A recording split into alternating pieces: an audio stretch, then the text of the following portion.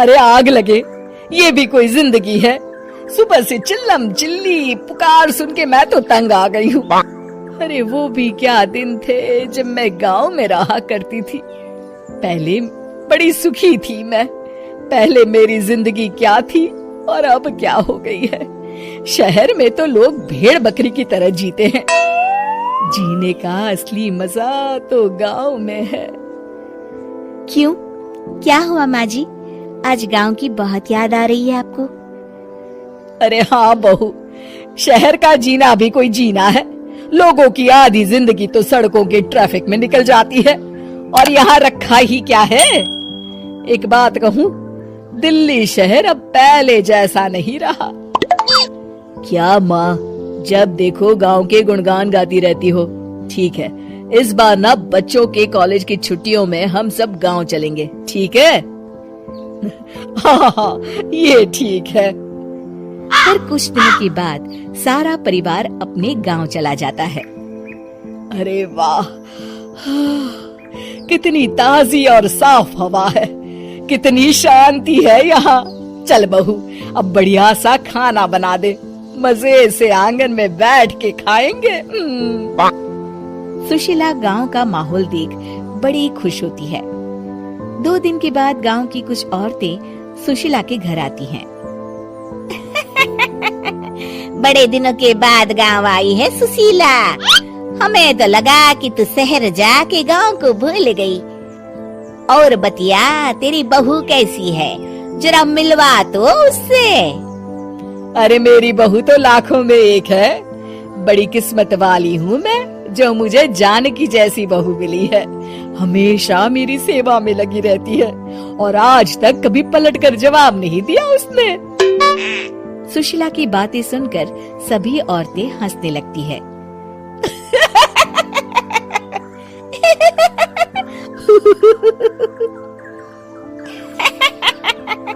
अरे कुछ भी बोले जा रही है। तबीयत तो ठीक है? तेरी बहू चांद से आई है क्या? क्यों बहनों, दुनिया की कोई भी बहू अच्छी होती है क्या? सब औरतें ममता की हाँ में हाँ मिलाती हैं। अरे मैं तो कहती हूँ दुनिया की हर बहू सास का खून चूसने वाली डायन होती है, डायन। मैं तो एक बिल में 1000 सांप के साथ रह सकती हूँ, लेकिन अपनी बहू के साथ नहीं रह सकती। हाँ, तूने सही कहा। मेरी बहू तो तेरी बहू से भी 2 कदम आगे है। सब औरतों की बातें सुनकर ममता मन ही मन बड़बड़ाती है। अरे ये गांव सुधर गया, लेकिन औरतें नहीं सुधरी। अगर थोड़ी देर और इनकी बेवकूफी भरी बातें सुनूंगी तो मैं सच में पागल हो जाऊंगी। फिर सुशीला उन औरतों को घर से दफा कर देती है और राहत की सांस लेती है। अरे बहू, जरा बाम लाके मेरे सर पर तो लगा दे। उन औरतों की फालतू बातें सुनकर मेरा सर चकरा गया है।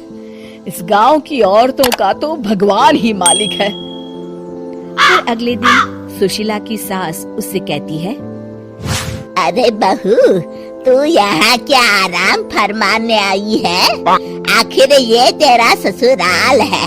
चल चल, घर के कामों में हाथ बटा।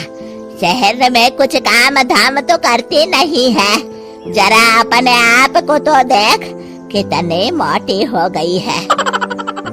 सारा दिन घर का काम करने के बाद शाम को सुशीला, हाय मेरी कमर, हाय मेरे पैरों ने तो जवाब दे दिया। आज तो मुझसे मक्खी भी न मारी जाएगी। अरे बहू, जरा आकर मेरे हाथ पैर तो दबा दे। जी माँ जी, अभी आती हूँ।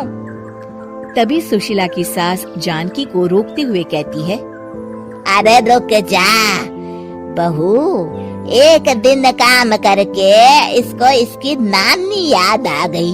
हम लोग तो रोज इतना काम करते हैं, कोई जरूरत नहीं इसके हाथ पैर दबाने की। सुबह तक सब ठीक हो जाएगा। सुशीला अपनी सास की बातें सुनकर हैरान रह जाती है। इस तरह धीरे धीरे गांव आने के बाद सुशीला की परेशानी शुरू हो जाती है। फिर एक दिन अरे आज तो मैं कपिल शर्मा देखूंगी क्योंकि आज संडे है। सुशीला जैसे ही टीवी ऑन करती है तभी बिजली कट जाती है। अरे सत्यानाश, इस बिजली को भी अभी जाना था। इतने दिनों से मैं टीवी सीरियल देख नहीं पाई। हमारा देश इतनी तरक्की कर रहा है, अरे पता नहीं ये गांव कब सुधरेगा। अरे अब तो 2 दिनों के लिए बिजली को भूल जा, ये तो यहाँ रोज की बात है। अब इस अंधेरे में रहने की आदत डाल ले। हाँ। हे भगवान, अब क्या होगा? ऊपर से इन मच्छरों ने जीना हराम कर रखा है। दूसरी तरफ घर के काम कर करके और बिना किसी सुविधा के सुशीला तंग आ जाती है और उसे शहरी जीवन याद आने लगता है। क्यों माँ, मजा आ रहा है ना? अरे आपने ऐसी सूरत क्यों बना रखी है? मुस्कुराइए, अब हम गांव में हैं। मोहन के साथ जानकी भी अपनी सास की खिंचाई करती है। हाँ हाँ माँ जी, आप ही तो यहाँ की बड़ी तारीफ कर रही थी।